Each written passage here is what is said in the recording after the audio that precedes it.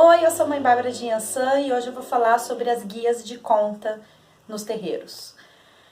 Mas antes, lembre-se de se inscrever no canal e deixar o joinha. As guias de conta são os colares que os médiuns usam dentro de um terreiro de Umbanda. Vou dar um exemplo aqui pra vocês, essa guiazinha que eu tenho aqui no pescoço, que é uma guiazinha de proteção, que é de casamento, de quando eu casei com a Mayra. E existem as guias de trabalho, que são aquelas guias compridas que os médiuns usam dentro do terreiro.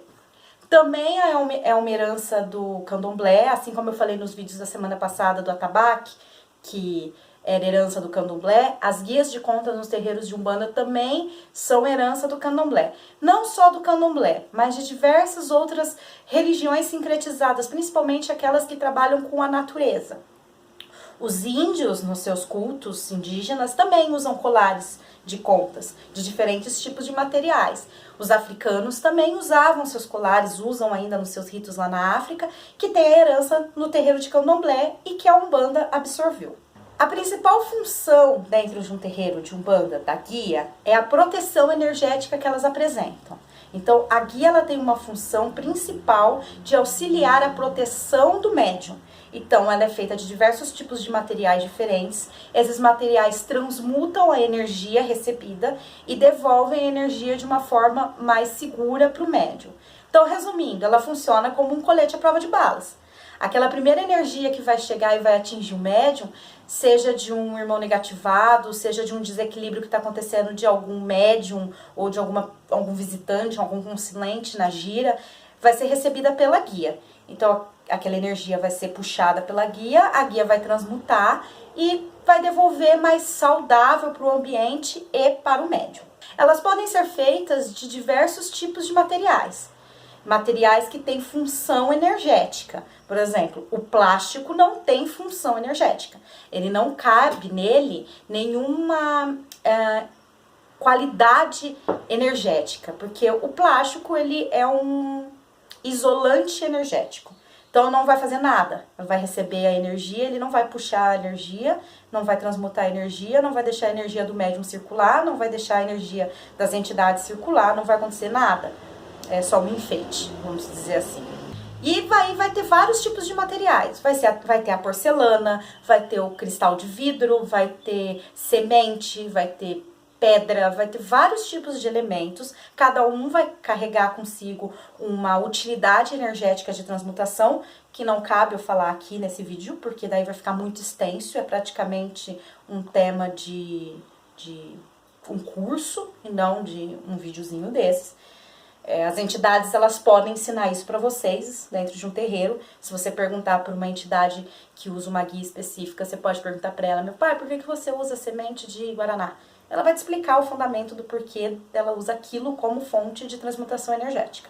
E outra questão muito importante dentro do terreiro de Umbanda é que a guia mostra hierarquia, certo? Médiuns de maior hierarquia dentro do terreiro, porque terreiros de Umbanda tem hierarquia, vai ter guias que demonstram essa hierarquia. Guias de 3 fios, guias de 5 fios, guias de 7 fios. Ou guias com elementos específicos ou composições específicas que vai mostrar a hierarquia do médium. Eu, como mãe de santo, tenho uma guia específica de 7 fios, que é chamado de Brajá, que demonstra a minha hierarquia dentro do terreiro. Ela tem uma função de transmutação energética, por isso que ela é feita de uma forma específica, com 7 fios e elementos específicos, e ela tem como função simbolizar que quem manda sou eu. A maior hierarquia naquele terreiro é a minha, certo? O Ogã vai ter uma guia específica que vai auxiliar ele no trabalho específico no atabaque. Vai ter o Ogã chefe, o Ogã cruzado, vai ter uma guia que vai demonstrar a hierarquia dentro dele. Então, é para isso que serve. Quanto mais guias um médium tem, mais hierarquia ele tem. Consequentemente, mais pesado é no pescoço para aprender a abaixar cada vez mais a cabeça. Então, eu carrego várias guias que são pesadas. Sempre para me lembrar que por mais que eu esteja no ponto mais alto da hierarquia de um terreiro, a minha cabeça tem que estar sempre baixa perante os orixás e também perante os meus filhos na corrente. A humildade é a lei principal dentro de um terreiro de Umbanda, dentro da religião Umbanda. Existem 3 tipos principais de guia. A guia de trabalho, que é a guia que o médium usa durante a gira. Ela é uma guia feita especificamente para o trabalho. Então, o médium chega, coloca essa guia, ele termina a gira, ele tira essa guia. Essa guia não é um enfeite, você não sai na rua com elas. Na Umbanda, né? No Candomblé funciona de uma outra forma. Mas na Umbanda você não sai com elas. Essa guia, ela é comprida, então ela tem que ir até o seu chakra base, porque ela vai funcionar como uma proteção para todos os chakras do seu corpo, certo? Ela tem que ser usada na frente. Guia cruzada é muito raro de ser usada, ela no corpo assim, só se tiver um fundamento específico da casa, mas a guia tem que ser usada sim para poder cobrir todos os chakras. E varia de casa para casa o material e quais guias você tem que ter. Existem terreiros que exigem pai de cabeça, mãe de cabeça, preto velho, Oxalá. Tem casas que exigem uma única guia de anjo da guarda, branca. Então isso vai depender muito de casa para casa, mas o que importa é que o médium tem que estar com essa guia de trabalho. É quase unânime em todos os terreiros de Umbanda a guia, certo? O segundo tipo de guia é a guia de proteção, como essa que eu mostrei no começo do vídeo. Ela é uma guia menorzinha, ela é usada no pescoço o tempo todo, o médium pode usar ela o tempo todo, a pessoa pode usar ela o tempo todo, e ela tem uma função de proteção. É parecido com usar um crucifixo para quem é católico, certo? Ela tem um símbolo de fé que demonstra a sua fé aos orixás e a sua proteção carregada, principalmente no seu chakra do peito, por isso que ela chega até mais embaixo, né? Esses chakras superiores, que são os mais válidos de serem protegidos no seu dia a dia. A pessoa pode ter uma guia dessa de proteção do seu orixá de frente, pode ter uma guia de proteção das 7 linhas de Umbanda, pode ter uma guia de proteção como a minha de casamento, que é o meu orixá Yansan, e o orixá da minha esposa, que é o Molu, e por aí vai, dependendo do fundamento da casa. Você pode ter uma guia de proteção de esquerda, ganhada especificamente por Exu tal, ou Pombagira tal, você pode, vai depender do fundamento da sua casa. E a terceira guia é a guia da entidade. A entidade, depois que a entidade firmou, deu o nome, riscou ponto e está pronta para dar atendimento, está pronta para receber seus equipamentos de trabalho e ela está 100% harmonizada com o médium e tudo mais, ela tem direito a pedir uma guia de trabalho. Essa guia vai ter o fundamento daquilo que ela usa, que a entidade usa. Se ela quer uma guia toda de semente de guaraná, se ela quer uma guia toda de capiá, se ela quer que é aquela lágrima de Nossa Senhora que eles falam, que é aquela sementinha de preto velho. Se ela vai ter uma guia que é só de pedra, se ela vai ter uma guia que tem pena, se ela vai ter uma guia que não tem. Tudo isso vai depender do fundamento da entidade.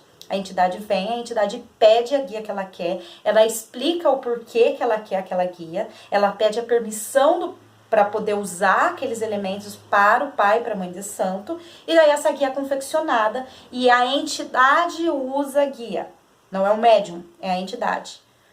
Caboclo pena branca desceu, a guia vai ser colocada. Ele vai colocar, caboclo pena branca subiu, ele vai tirar a guia. Aquela guia não é do médium, é de trabalho da entidade. Tem a mesma função. Energizar tanto o cavalo quanto a entidade e auxiliar a entidade a trabalhar com as energias existentes, porque vai ter na guia elementos de trabalhos específicos que aquela entidade usa. Quem pode fazer guia? Isso é uma coisa complicada de se falar, né? Porque cada casa tem um fundamento diferente. Eu vou dar a minha opinião sobre quem pode fazer guia. Na minha opinião, é só pai, mãe de santo, pai, mãe pequena, ogã cruzado e quem foi escolhido pela entidade chefe para fazer essas guias. Então, se a entidade chefe acha que o médiumzinho fulano de tal merece o dom de fazer as guias, ele vai cruzar a mão desse médium para que esse médium possa mexer com as guias. Por quê? Minha opinião. A guia carrega muita energia quando você está fazendo ela. Quando você está produzindo aquela guia, você está colocando a sua energia, a sua intenção, a energia dos orixás. E na minha opinião, um médium comum não tem uma capacidade de controle energético suficiente para fazer isso. Se na hora que ele está fazendo a guia, ele está lá, porque guia demora para fazer, você não faz em meia hora. Você tá lá montando a guia, chega um parente e eles começam a bater boca e eles ficam nervosos. pronto, aquela energia de desequilíbrio foi toda colocada na guia. Tudo bem. Ah, mãe, mas eu fico lá concentrado certinho, bonitinho. Tá, mas e se na hora que você tá fazendo a guia, que demora, você se perde no seu pensamento e daí você tem um sentimento que não é muito legal e daí você desequilibra a guia.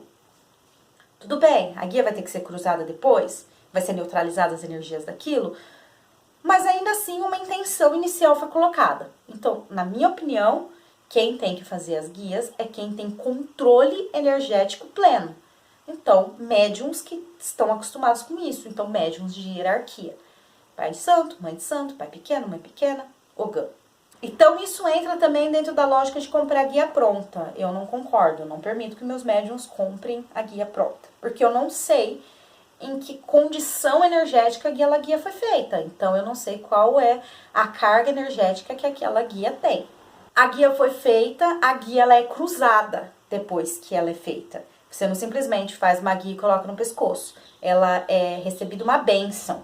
E essa bênção pode ser com ervas, água do mar, água de rio, terra. Vai depender do fundamento da casa, vai depender do fundamento do guia-chefe, vai depender de quem vai cruzar aquela guia. Então, a entidade, ou a mãe, o pai de santo, vai limpar as energias daquela guia, se existe algum resquício, e vai depositar a energia certa. Quando a guia recebe carga demais e não consegue transmutar, não dá tempo dela se transmutar, ela arrebenta, ela estoura. Então, se a sua guia de proteção estourou, não se desespere, ela só sobrecarregou e rompeu. Se sua guia de trabalho arrebentou, não se desespere, ela só sobrecarregou e rompeu. É normal. Ela vai recebendo uma quantidade de energia e ela vai cumprir com a função dela, proteger. Se você usa um capacete de moto, por exemplo, e você cai de moto e bate a cabeça, e você tá de capacete, e o capacete racha, não é um problema, é uma dádiva, porque o capacete evitou que sua cabeça fosse rachada. Então, é a mesma coisa. Se a guia recebeu uma energia e ela arrebentou, muito bom, ótimo, não precisa se desesperar. Ela só cumpriu a função de proteção dela. É só ir lá e fazer outra. Então, vocês que são umbandistas de YouTube, o que é umbandista de YouTube? Esse povo que ama a Umbanda, mas tem medo de ir no terreiro, certo? Que tem um monte por aí. Ah, adora Umbanda, estuda Umbanda, adora fé nos orixás, mas morro de medo de ir para um terreiro de Umbanda. Então, vocês não são umbandistas, vocês são, sei lá, fãs da Umbanda, mas não são umbandistas. Vocês não podem fazer uma guia e dizer que vocês estão carregando uma guia no pescoço, uma guia de proteção, uma guia de nada. Porque vocês não vão receber as bênçãos das entidades naquela guia e principalmente não vão saber compor a energia daquilo. Um colar de miçanga feito por uma pessoa aleatoriamente, só porque acha que está tendo a proteção do orixá, não é uma guia, é um colar de miçanga, é um enfeite. Então, se a guia não tem um fundamento, ela não é uma guia, ela é um colar de enfeite, como existe vários aí nas barraquinhas das praias do Brasil afora. Você colocar um elemento, fazer um colar com um elemento e colocar miçanga, você pode pegar os mesmos elementos que uma guia usada num terreiro, você pode fazer. Mas se ela não tem um fundamento energético, ela não é guia, ela é colar, ela é enfeite. Então é isso, gente. Curtam, compartilhem, se inscrevam no canal, deixem suas dúvidas aqui no vídeo e tchau!